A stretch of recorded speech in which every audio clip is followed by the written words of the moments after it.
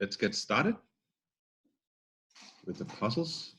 Who found a solution for this one?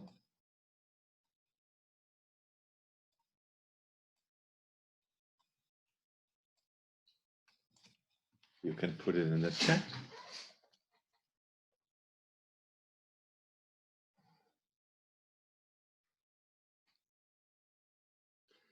Yeah.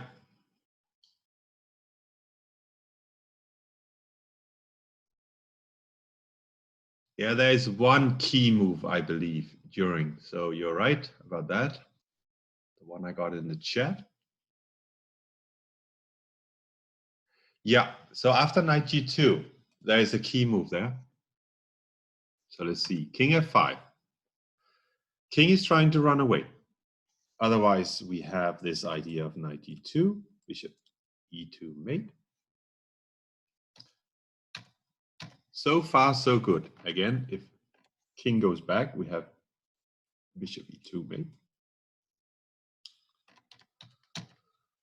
So here the key move is knight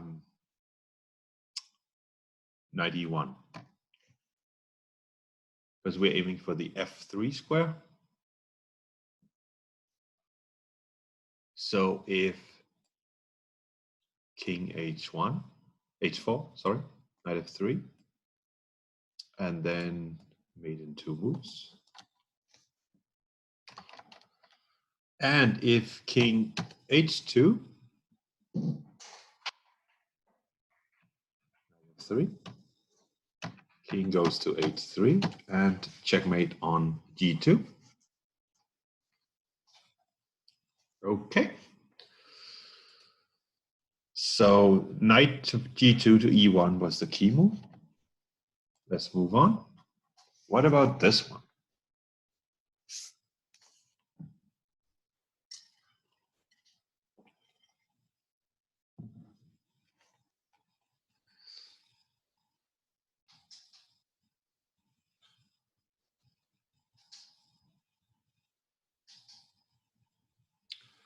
Yeah. So Matthew, you are correct. Instead of black playing h4 and then you win the bishop in your line, what if the king goes back to h4? What then?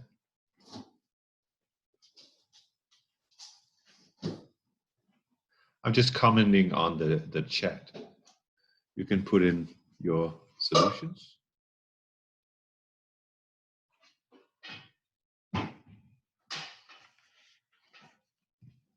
So this is one of those puzzles where either we have a mate on the edge or we can trap the bishop and then win the endgame. So far so good. And this is what I got in the chat. If h4, then bishop d8, and black is in Zugzwang, we'll lose the bishop. And then my question is, what if the king goes to h4? What then? Okay, that's fine. So a puzzle is a lot for half an hour, I know that, but I would rather have too many puzzles than too few. So that's my logic, and we're going to go through them now. So, and usually you will have some time before the class if you want to start looking into them. But, okay, what now?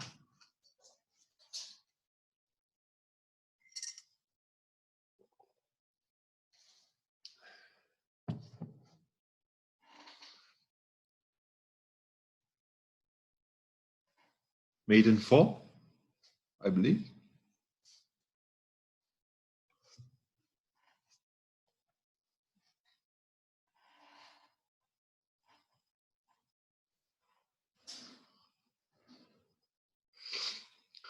By the way, this shows a great coordination between bishop and knight, because they are both on a dark square, and the bishop, of course, controls the dark squares when it's on the dark square. The knight does the opposite. So it's quite a good cooperation. So we also use this when we mate with king, bishop, and knight. If we have these three pieces, it's always the light squares we have to be concerned about. The knight changes color every time it moves. So the king and knight usually have to take care of the light squares, and the bishop can do the dark square more or less on its own. So the mate in 4 is black moves the king to f4, and then the bishop lands on f2. So there's nothing black can do against this idea. So we are going to end up in this checkmate. Okay, let's move on. This one is fun, and it's, of course, Trotsky, you may say. But, who found this one?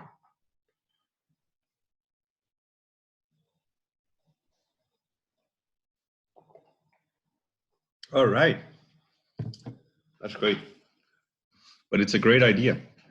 It almost looks like a game position.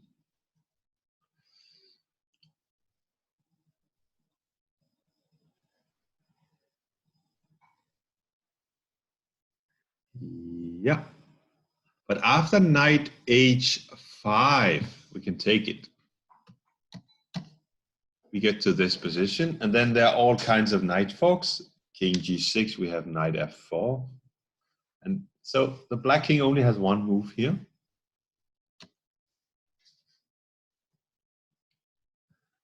And here we have to go knight takes f6 first.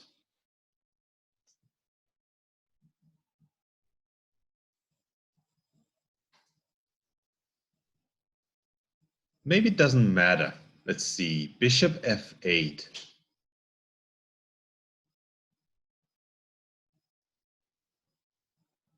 Does the move order matter here? So the official solution goes knight takes, attacking the bishop, and then the king is simply trapped. So I think white is playing a little bit with fire. If you play bishop f8, you're choosing a continuation where you're opening up for other options. You're not quite controlling the light squares here. Is there a way? It's just a move for white that gives more options for black. So you risk you missed something, and then suddenly. So king h7, we take the bishop. Well, if I play king g8 now, I can actually play king g8 now. And then you have a little bit of a problem, because if you just move the bishop back, then I have time to move my bishop out of the way, I guess. So bishop f8 is wrong. It has to be knight takes f6 first, and then we get the position we want. And checkmate. Okay, so a little bit of precision there, but otherwise we got it. So what about this one? I remember actually seeing this as an endgame when I studied bishop versus knight. So there's a lot of tricks and stalemates. So did anyone solve this one?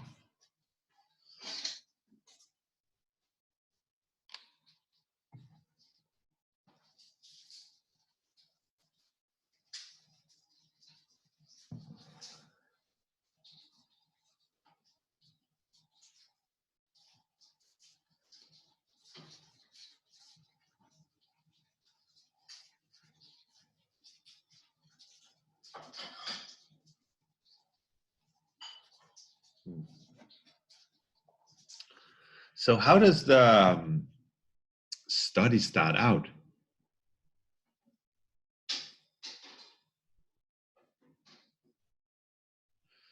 So it starts out with knight h5. And then the king has to go in the corner. It takes the pawn and knight f6 check. Yeah. And then here we have to be careful. It is not king g6, because now I can sacrifice my bishop on f5 before you get the knight to f7, let's say. And this is a well-known fortress because you push the pawn all the way to the 7th rank. Every time I try to approach with the king to free the knight, I'm going to stalemate you. So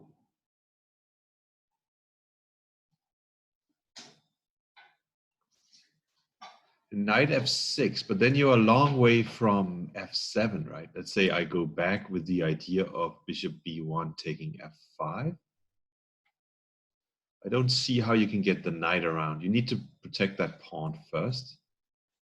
But then I guess I can go down here and just sacrifice my bishop. So far, so good.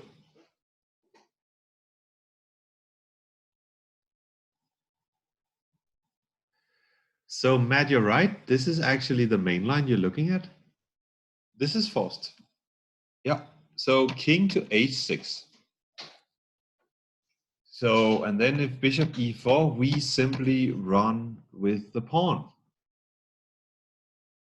But black has one last defensive trick. So let's just go back. You were not sure if this was forced. Well, if black does nothing, then white has time to bring the pieces around. So we have to avoid certain stalemates, but let's say if we have time, we can move the pawn to f6, then we can get the knight to e5, and then we can simply play f7. So, and then if you try to bishop takes and knight takes is a checkmate. So, yeah, somebody sees a bishop promotion. The last defense here is bishop g8. Very tricky. So now if we promote to a queen or rook,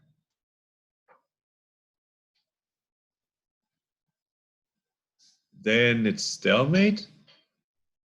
So the idea is to promote to a bishop and trapping the king in the corner and then checkmating. I was just curious about one thing I just saw. What if we promote to a knight? So on Thursday, we're going to talk about two knights versus pawn. So let's see, bishop moves out. So I'm going to play knight f6, but I think it's very easy for the bishop to prevent checkmate. We just have to control these two squares. So this is probably, something like this is probably just a draw. Yeah, there's no checkmate. So it has to be a bishop, and then we checkmate like this. Okay, let's take the next one. Okay, this is the one that looks more like an endgame, like we talked about. There's one pawn each. And here, white is combining two ideas. So I don't know, did you find a good setup to improve the position? So the risk is, of course, that the bishop has the wrong color compared to the corner a8.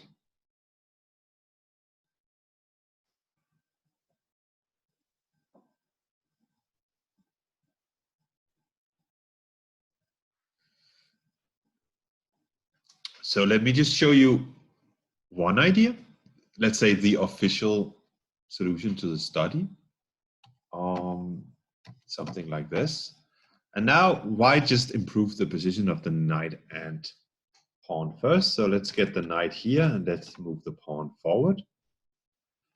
And after we've done that, we are ready to play something like bishop c7.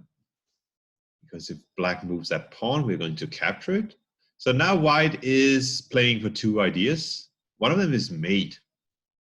And I'm pretty sure that if black tries to run to the corner, we will find some kind of checkmate.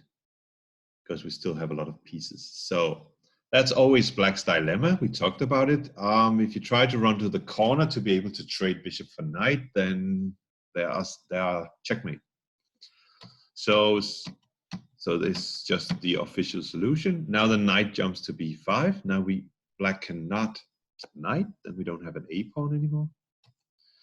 And now we're threatening mate on a7. So black will probably have to play something like this. Now white is just winning. Okay, so playing for 2 ideas, that is too much to defend against. So what about this one?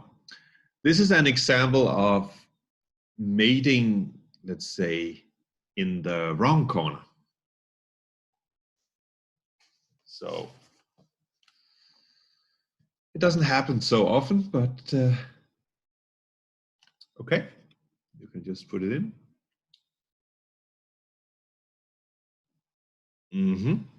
So this study starts off with obviously black is threatening rook takes, and then king takes bishop. Bishop d6 is the right defense. And then what?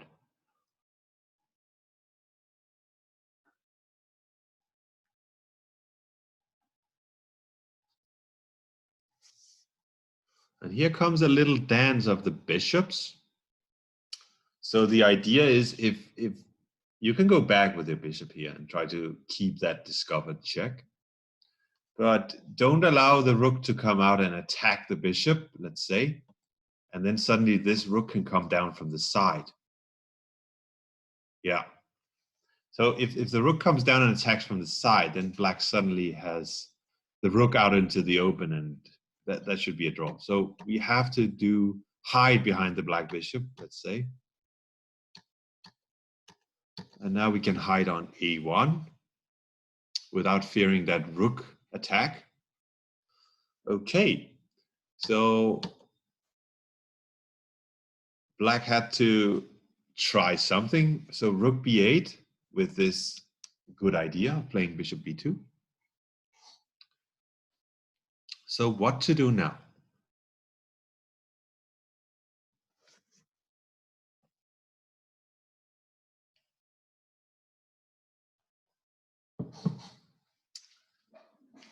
Yeah, so far so good.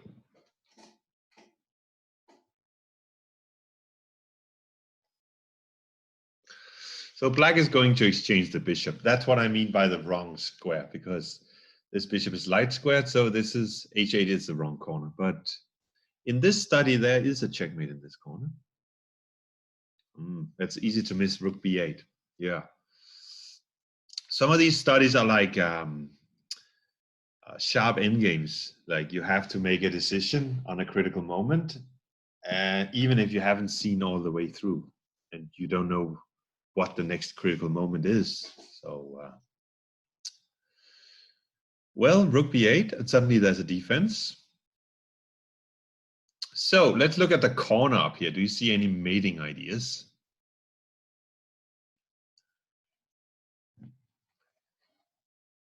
Yeah.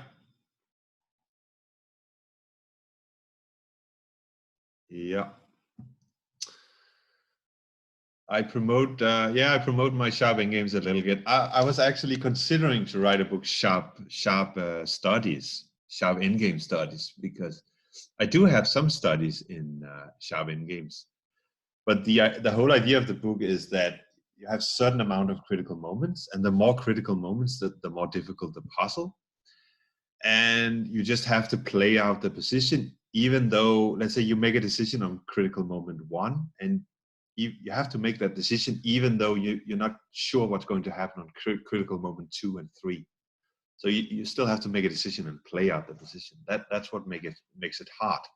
If there was only one critical moment, you could solve it from the sheet by looking in the book. Then it wouldn't be a playing position. So it's a little bit the same in studies, especially because you have all these surprising ideas. So sometimes you can only see to a certain point, and then you just have to solve a new problem. So what about this one? Knight to f7, that's a good idea. And we have to go to d6. That is correct. So this is the square we want to be. Otherwise, we get all kinds of checks from the sides. So this is correct. So knight e4 check, bishop b2, and then knight d6. So if we went, let's say, to g5, then we would have, that would be a check on b6. So it has to be on d6. And now black defends with rook g8 check. That's the only defense. Let's just see the mate like this. So rook g8 check. What to do now with white?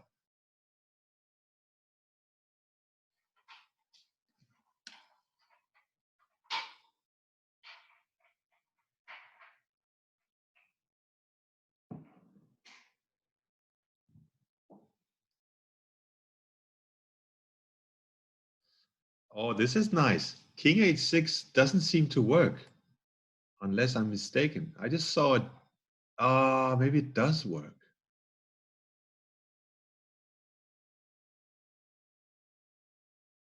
Yeah, I saw this idea. Oh, bishop g7. Yeah, I just saw this idea, trying to stalemate yourself.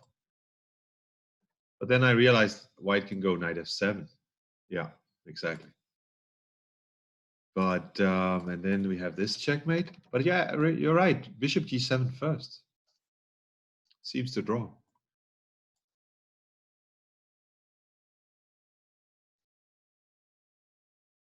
Yeah, because next time we can take the bishop. So this is a draw. So it's not king h6.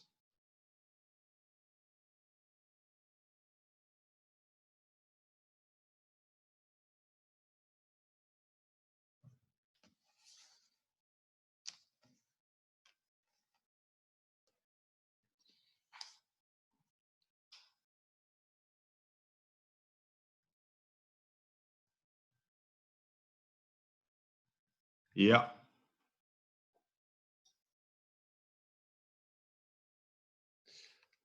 When does black play rook b8 in your line? I don't see after bishop a1 rook b8. Okay, it's a good question. Knight.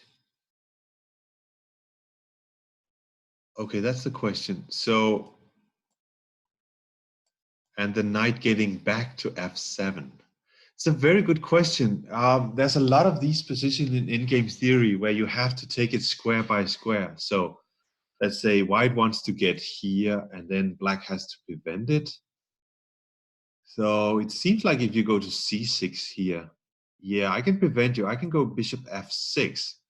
So this would be a case of corresponding squares. I have to prevent you from going there, but I think I can do it if I move my bishop around in the right way. I think this would be a case where if black is careful, stepping on the right squares, then it should be a draw. Let me just check.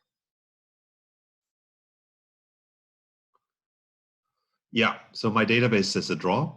So it is possible for, but there's a lot of end games like this,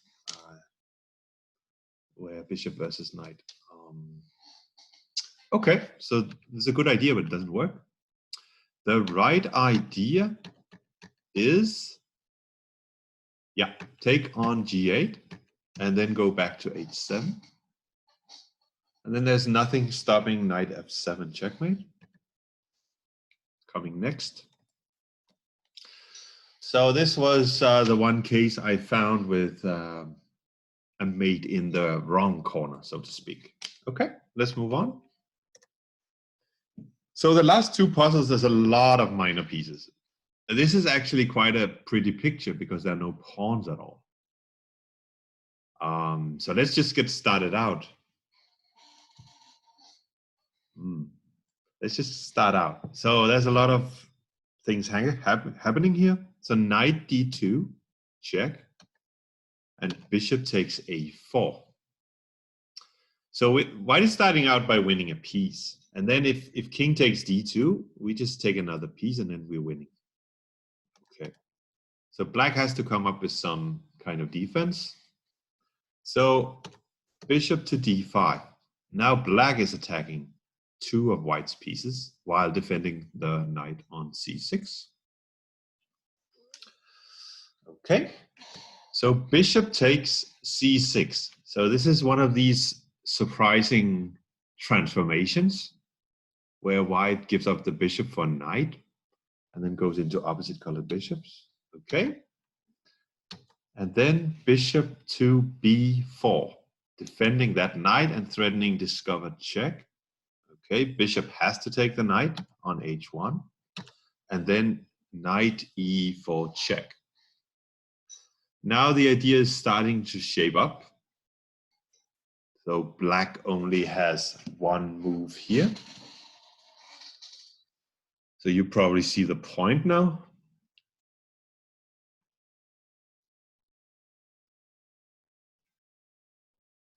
So let's see. Yeah, king f1 is the only square that doesn't succumb to a knife fork. And then what?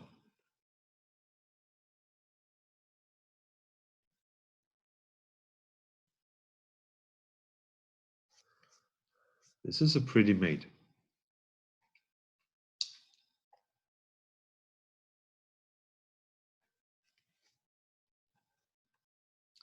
Yeah, knight g3 check.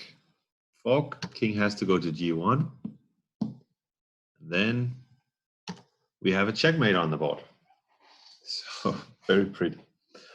The last one is simpler, but it's also some pretty ideas. So let's say it's white to move. What is the problem? There's a bishop hanging on d1. There's a knight hanging on e5. There's also a check coming up. So this bishop on g1 is actually loose too. So white is going to lose a piece. You just have to make sure he loses it the right way. So first, okay. So first we play bishop g4. And in that way, black is not able to take the knight. What happens in this line? Bishop takes e5.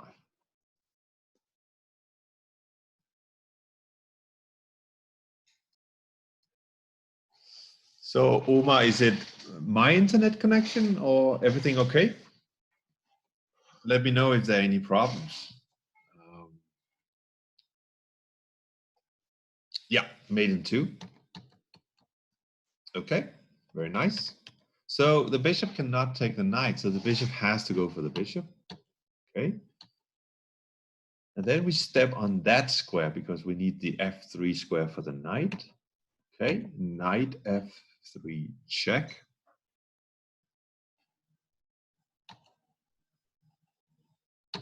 Check. And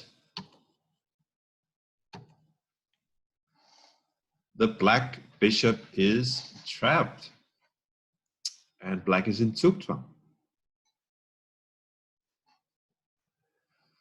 Of course not king e4 because of king g3. And then we have this double attack. So, but after king g4, it wasn't a pretty mate, but we were trapping that bishop in the corner. Okay, guys, that was all for today.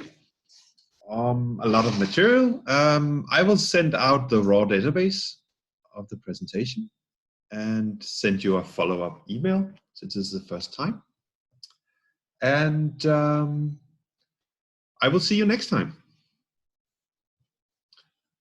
You are welcome.